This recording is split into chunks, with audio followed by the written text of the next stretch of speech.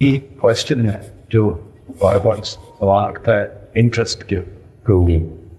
अब कहते हैं कि जी इनका फैलान सब लाइक लोग हैं, लेकिन अगर आप देखें इन्फ्लेशन हो गई हो, इंटरेस्ट रेट्स बढ़े हुए हैं। अब एक बेचारी एक बेवार है, अनपढ़ इंसान जिसके पास ज़्यादा करती है, उसको सिस्टम का नहीं पता उसके पास क्या है ऑल्टरनेटिव, उसके पास क्या है, वो बेचारा जाके बैंक पर रखेगा और वो इंटरेस्ट लेगा कमाएगा उसके ऊपर, उसी से लिखाएगा, नहीं करेगा वो आज का पैसा कल हाफ हो जाएगा। अब आप उसको क्या समझाएंगे कि वही नहीं रख सकती, हराम है इंटरेस्ट जो कर हराम। हाउ डू वी इसको किस तरह आप में हर मामले में तीनों चीज़ें बता देनी चाहिए। सबसे पहली चीज़ ये कि अगर अल्लाह ताला ने किसी चीज़ से रोका है तो जिस तरह के मैंने अर्ज़ किया क्यों रोका है, जब तक आप इस क्यों का जवाब नहीं देंगे,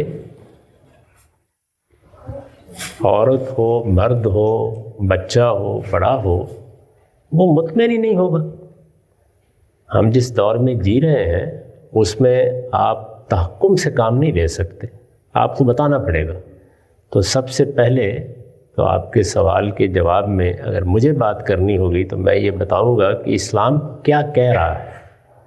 ये समझ लीजिए कि इस्लाम में कर्ज़ नेकी का काम है, यानी इस्लाम की अखलाकियात ये है कि अगर आपके पास आपकी ज़रूरत से ज़्यादा कुछ मौजूद है, यानी ज़ाती ज़रूरतों से, कारोबारी ज़रूरतों से, हाल की ज़रूरतों से, मुस्तक़बिल की ज़रूरतों से ज़्यादा अल्लाह ने आपको दे रखा है और आपके किसी भाई को ज़रूरत पड़ गई है और वो आपके पास आया है तो आप दे दें, ये बड़ी नेकी है। इसको इस्लाम की इस्तिलाह में इन्फाक कहा जाता है। नमाज और इन्फाक दो बुनियादी नेकियां हैं इस्लाम के नुक्ता निगाह से। नमाज अल्लाह का हक़ है और इन्फाक बंदों का हक़ है।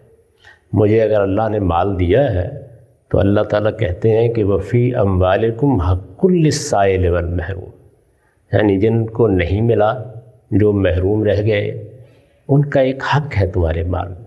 तुम्हारा कोई भाई, कोई अज़ीज़, कोई करीबी, कोई दोस्त, कोई ताल्लुक़ वाला आके मदद की दरख्वास्त करता है तो फ़राख दिली से पूरी करो। उसमें अगर आप सूरह बकरा के आखिर में देखें तो अल्लाह ताला ने बड़ी तरगीब दी है कि मैं अगर तुम किसी की मदद करोगे, किसी को अपने माल में शरीक करोगे तो तुम्हें 700 गुना तक अजर दूँगा।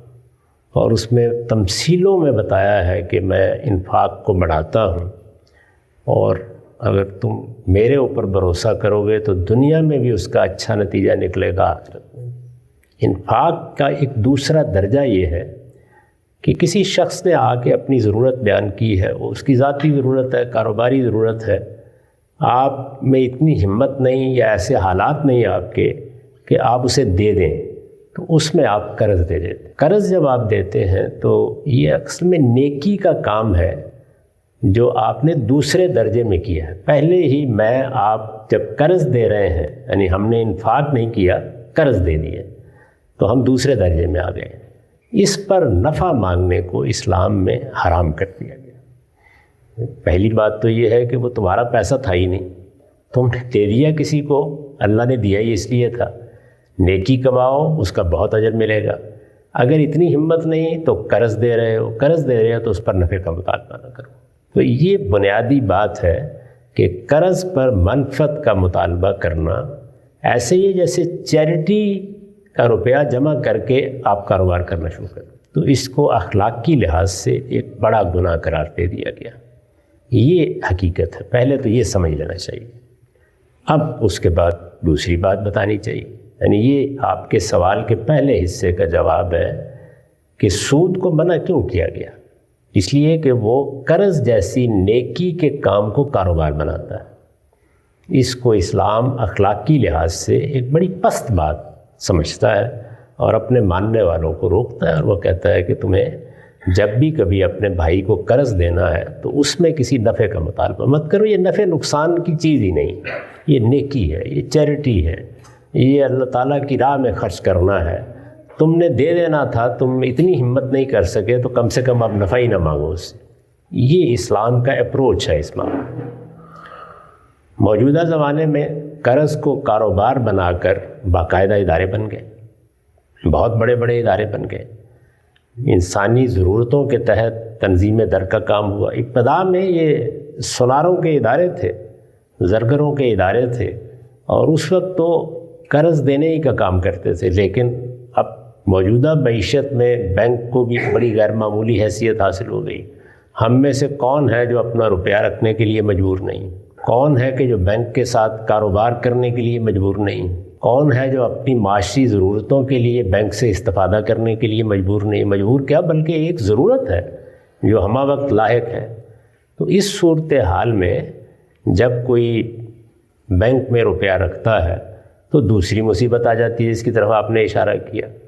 اگر اس سے یہ بتایا جائے کہ یہ قرض کو کاروبار بنا کے بیٹھے ہوئے ہیں، تم اس میں نفع نہ لینا، تو وہ بیچارہ یہ کہتا ہے کہ یہ آپ کس زمانے کی باتیں کر رہے ہیں۔ اس وقت تو صورتحال یہ ہے کہ پاکستان میں جب امریکہ گیا تھا تو اس وقت پاکستان کی میری جتنی آمدنی تھی وہ ڈالر میں تبدیل ہو کر جو کچھ بنتی تھی وہ پچھلے 5 سال میں 1/3 بھی نہیں رہ گئی۔ تو اب میں کیا کروں؟ میرے پیسے بینک کے پاس پڑے ہوئے ہیں۔ تو اس وجہ سے بہت سے علماء نے، میں نے بھی اس میں اپنا حصہ ڈالا، لیکن عرب کے بہت سے علماء نے، ہمارے ملک میں بھی بہت سے علماء نے بر صغیر میں یہ کہا کہ یہ ایک نئی صورت ہے، اس درجے کی انفلیشن اور افراط زر کبھی ہوا نہیں تھا دنیا کی تاریخ میں۔ ہم پرانی تاریخ پڑھتے ہیں تو بعض اوقات 3 صدی قیمتیں ایک ہی رہتی، لیکن اب ایسا نہیں ہے۔ تو اس لیے روپے کی یا جو بھی آپ کی کرنسی ہے اس کی حقیقی قیمت آپ کو لینے کا حق ہے، یعنی آپ انفلیشن کو یا افراط زر کو ایڈجسٹ کر سکتے ہیں۔ یہ ظاہر ہے کہ نئی صورتحال کے پیش آنے کے بعد حالات کا جائزہ لے کے بتایا گیا کہ یہاں تو قرض پر کچھ لینا ایک طرف رہا، آدمی خود اپنا نقصان بہت زیادہ کر لیتا ہے۔ تو میرے نزدیک یہ دوسرے سوال کا جواب یہ ہے کہ بالکل جائز ہے، آپ انفلیشن کو دیانتداری کے ساتھ ایڈجسٹ کر سکتے ہیں، اندازہ کر لیں۔ اندازہ کرنے کے جتنے بھی سائنسی طریقے ہیں وہ ہر آدمی کو معلوم ہے، یعنی اس میں کموڈیٹیز سے بھی متعلق کر لیتے ہیں، بڑی کرنسی جیسے ڈالر وغیرہ اس سے متعلق کر لیتے ہیں، اور عام طور پر ایک باسکٹ سی بنا لی جاتی ہے اشیاء صرف کی، اس سے بھی اندازہ کر لیتے ہیں۔ تو جو بھی طریقہ ہو اس میں آپ طے کر لیں اور اتنا آپ ایڈجسٹ کر سکتے ہیں، اس میں اللہ تعالیٰ معاف فرمائیں گے، اور بظاہر لگتا ہے کہ کوئی اس میں گناہ کی چیز بھی نہیں ہے۔ بہت سے اہل علم نے اس کو قبول کر لیا، میں یہ نہیں عرض کر رہا کہ سب نے کر لیا ہے، لیکن بہت بڑی تعداد نے اس کو قبول کر لیا۔ اس کے بعد ایک تیسری چیز جو آپ نے فرمائی ہے کہ کوئی بیوہ ہے، کوئی مجبور ہے، جس کے پاس کوئی کام کرنے گنجائش ہی نہیں ہے۔ بہت سے لوگ ہیں ریٹائر ہوتے ہیں بیچارے، کو 2 4 5 لاکھ 10 لاکھ 20 لاکھ روپیہ ہے، کسی کو دے بیٹھتے ہیں تو ملتا ہی کچھ نہیں۔ تو اس طرح کے لوگوں کے بارے میں ہمارے دین نے پھر ایک تیسرا اصول بیان کیا ہے کہ اگر کسی شخص کو اس طرح کی کوئی مجبوری درپیش ہے تو مجبوری کا فیصلہ وہ دیانتداری سے کر لے۔ اللہ تعالیٰ اگر وہ کوئی فائدہ اٹھاتا ہے کسی غلط چیز سے تو اس پر مواخذہ نہیں کرے گا۔ یہ تو لوگوں کے لحاظ سے تینوں چیزوں کے بارے میں نے اپنی تحقیق بیان کر دی۔ اس سے اوپر اٹھ کر جو موجودہ نظم ہے، کیا ہم اس کو اس سے پاک کر سکتے ہیں؟ تو میرے نزدیک بالکل ممکن ہے، اس میں کوئی مسئلہ ہی نہیں ہے، لیکن لوگ لفظوں میں پھنسے ہوئے ہیں، ان کو اس سے نکالنا بہت مشکل ہے۔ ہمارے علماء پرانی فقہ کے الفاظ میں پھنسے ہوئے ہیں، اور بینکار نئی فقہ کے جنجال میں پھنسے ہوئے ہیں۔ وہ اگر غور کر کے سننے کے لیے تیار ہو جائیں تو بینکاری نظام کو سود کی علائش سے پاک کرنے کے لیے صرف 2 گھنٹے چاہیے، لیکن صحیح بات کو سننے کے لیے 1 صدی۔ یہ ہے مسئلہ۔ شکریہ۔ باقی بات اسی شے پر اگر دوسرا نقطہ دیکھا جائے، بینک آپ سے جو پیسہ لیتا ہے، جس سے آپ کو انٹرسٹ دیتا ہے، وہ آگے لوگوں کو سود پہ پیسہ دیتا ہے، اور وہاں پہ اس سود کی وصولی کے جو طریقہ کار انہوں نے رکھا ہے، وہ اس بندے نے جو جس میں بینک سے پیسہ ملا خاصی مشکلات پیدا کر دیتا ہے۔ یہ اسی طرح ایک چیز ہے جو شیکسپیئر کا وہ ہے پاؤنڈ آف فلیش۔ اگر اس نقطۂ نظر کو سامنے رکھا جائے کہ بینک آپ کو جو پیسہ دے رہا ہے اور سے اس نے سود ورسز کے لیے مشکلات پیدا کر کے یا تو آپ کو آگے سے تو اس کو کس طرح سے دیکھا جائے؟ ایسے ہی جیسے میں نے ابھی دیکھا ہے، ایک ہی طرح دیکھا جاتا ہے چیزوں کو. یعنی یہ بتا دیا میں نے کہ جو غلطی ہے اس کی اصلاح کے لیے لوگ تیار ہو جائیں تو اصلاح ہو جائے. کتنے کاروبار ہیں جن کا تجزیہ کر کے میں بتا سکتا ہوں آپ کو کہ وہ استحصال کر رہے ہیں. کتنے بازار میں بیٹھے ہوئے لوگ ہیں جو اپنی چیزوں کے نفع میں حدود سے تجاوز کرتے ہیں. تو ایسی سب چیزوں کی اصلاح ممکن ہے. اس لیے موجودہ بیکاری نظام میں بھی جو خرابیاں ہیں ان کو دور کیا جا سکتا ہے. اس وقت جو صورتحال ہے وہ میرے اور آپ کے ہاتھ میں نہیں ہے. اس میں جو ایک عام آدمی کو ہدایت دی جا سکتی ہے وہ میں نے بیان کر دی. اور آخر میں عرض کر دیا ہے کہ وہ سننے کے لیے تیار ہو جائے. دونوں سننے کے لیے تیار نہیں. کہ پھر آپ پاکستان IMF سے لون لیتا ہے، انٹرسٹ دیتا ہے، ٹھیک ہے، وہ ملک کے لوگوں کے اوپر خرچ کرنے کے لیے. ان کے اوپر خرچ کرتے ہیں تو سارے لوگ حرام کا پیسہ کھا رہے ہیں. یا سعودی عرب جو ہے پاکستان کو لون دیتا ہے، اس کے اوپر انٹرسٹ چارج کرتے ہیں. So how do you see these?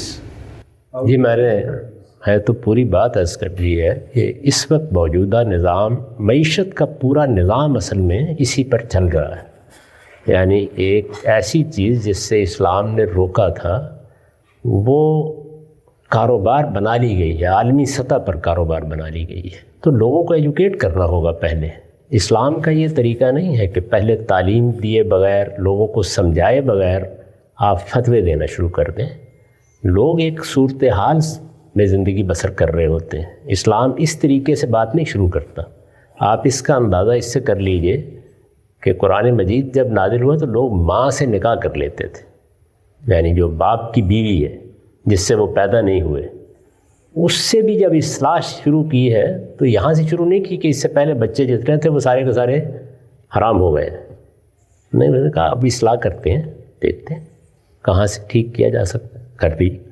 تو اس وجہ سے موجودہ وقت میں یہ فتوے نہیں دینے چاہیے کہ سب حرام کھا رہے ہیں. بہت سے مسائل ہیں جن کو سامنے رکھ کر یہ نظام چل رہا ہے. ہر آدمی کو اس میں اچھائی اور بہتری پیدا کرنے کی کوشش کرنی چاہیے. میں نے اس کے اصول بتا دیے کہ ایک عام آدمی جب یہ صورتحال ایسی ہے تو کیا کرے، اور اصلاح اگر کرنی ہے تو اس میں کوئی زیادہ وقت نہیں چاہیے، صرف ذرا تھوڑا سا تعصبات سے بالاتر ہو کر بات سننے کی ضرورت ہے. وہ کوئی سننے کے لیے تیار نہیں. سر اس میں ایک گزارش یہ ہے کہ جیسے آپ نے ایکسپلین کیا شروع میں کہ قرض پہ منفعت کا مطالبہ غلط ہے، جس جو کہ اسلام ٹپیکلی کہہ رہا ہے کہ یہ سود ہے. لیکن اگر ہم آج کا نظام دیکھیں تو زیادہ تر جو بینک ہیں وہ قرض دینے کا تو کام کر ہی نہیں رہے، وہ تو فائنینسنگ کر رہے ہیں. تو اس میں جب آپ کہہ رہے ہیں کہ دونوں علماء کو بھی اور بینکوں کو بھی کچھ اپنا رویہ یا کچھ چیزیں تبدیل کرنے کی ضرورت ہے، تو اس میں کیا آپ فرمائیں گے؟ مثال کے طور پہ بینکوں کو کیا تبدیل کرنے کی ضرورت ہے، علماء کو کیا کرنا چاہیے؟ بینکوں کو قرض کے لفظ کو اپنی دستاویزات سے نکالنے کی ضرورت ہے. اس میں زیادہ سے زیادہ یہ ہوگا کہ جو نئے کاغذ چھپوانے پڑیں گے ان پہ کچھ خرچ آ جائے گا. اس لیے کہ بینک حقیقت میں درست فرمایا آپ نے کہ اس وقت قرض نہیں دے رہے ہیں، وہ یا فائنانسنگ کر رہے ہیں یا ہائر پرچیز کر رہے ہیں. آپ مارٹگیج کا بھی جائزہ لیں، وہ حقیقت میں قرض نہیں ہے. لیکن پرانی اصطلاح چلی آ رہی ہے لون، منی لینڈنگ، وہ اس کو تبدیل کرنے کے لیے تیار نہیں. یہ بینکوں کا مسئلہ ہے. مان لیتے ہیں آپ گفتگو کریں تو سمجھ میں بھی ان کی آ جاتی، لیکن انسان روایت کا اسیر ہوتا ہے، آسانی سے قبول نہیں کرتے. دوسری چیز کیا ہے؟ دوسری چیز یہ ہے کہ انہیں اب یہ بتایا جاتا ہے کہ آپ اصلاً تو فائنانسنگ کر رہے ہیں یا اصلاً ہائر پرچیز کر رہے ہیں، لیکن آپ اسے لون کہتے ہیں تو لون کی نفسیات سے آپ بعض غلط مطالبے بھی کرتے ہیں. وہ متعین کر کے بتا دیے جاتے ہیں کہ دیکھیے یہ مطالبہ آپ پھر نہیں کریں گے. وہ اتنی سی اصلاح کرنے کے لیے بھی تیار نہیں، اس سے کوئی قیامت نہیں آنی. یہ دو مسئلے بینکاروں کی طرف ہے. ہمارا جو پرانا علم ہے، ہمارے فقہا ہیں، ہمارے علماء ہیں، انہوں نے ایک زمانے میں کاروبار کرنے کے کچھ قاعدے اصول بنائے تھے. آج سے کوئی 1000 سال پہلے، 700 سال پہلے، اس کو فقہ کہا جاتا ہے. اس فقہ میں یہ بتایا گیا ہے کہ مزاربت یہ ہوتی ہے، شراکت یہ ہوتی ہے، مرابہ یہ ہوتا ہے، ان کی خدمت میں عرض کیا جاتا ہے کہ یہ اس وقت کی ضروریات کے لحاظ سے اصطلاحات وجود میں آئی تھیں اور یہ کاروبار کے موڈز بھی وجود میں آئے تھے۔ تو آپ ان سے نکل کے اب موجودہ کاروباری حالات کو سمجھیے۔ مثال کے طور پر یہ بات کہ آپ اگر سلیپنگ پارٹنر ہیں اور کسی کو روپیہ دے دیتے ہیں، وہ اپنے کاروبار میں آپ کا روپیہ لگا لے، تو آپ کو نقصان میں شریک ہونا پڑے گا۔ یہ کہا جاتا ہے نا، یہ کوئی شریعت کا حکم نہیں، یہ ایک زبانے کی ٹرانزیکشن کے بارے میں ہمارے فقہا کی رائے ہے۔ اس پہ نظر ثانی کرنی چاہیے۔ میں اس کے خلاف بہت سے دلائل دے سکتا ہوں کہ اس کی کوئی بنیاد نہیں، اور بلکہ یہ بے انصافی کو جنم دیتی ہے۔ اس کے نتیجے میں ہزاروں لوگ جو انہی آپ کے ملکوں میں آئے اور 60 کی 70 کی دہائی میں وہ بیچارے گئے، ہر آدمی نے ان کے پاس آ کے اچھا تم 50 لاکھ کما کے آئے ہو، تم 10 لاکھ کما کے لائے ہو، ہمارے کاروبار میں تو بس ایک مرتبہ اگر 10 لاکھ روپے انویسٹ کر دو تو منافع 40%، 20%، اور وہ ہاتھ جاڑ کے فارغ ہو گئے، ختم ہو گئے۔ تو اس طرح کی وہ چیزیں جو ہمارے فقہا علماء نے 700-800 سال پہلے اس وقت کے کاروباری حالات کو دیکھ کر طے کی تھیں، ان پر جب انہیں کہا جاتا ہے کہ نظر ثانی کر لیں تو وہ نظر ثانی کرنے کے لیے تیار نہیں ہوتے۔ تو یہ مسئلہ ہے، اس کو میں نے 2 لفظوں میں بیان کیا تھا کہ لوگ اپنی پوزیشن کو چھوڑنے کے لیے تیار نہیں، چھوڑنے کے لیے تیار ہو جائے 2 گھنٹے کی بات،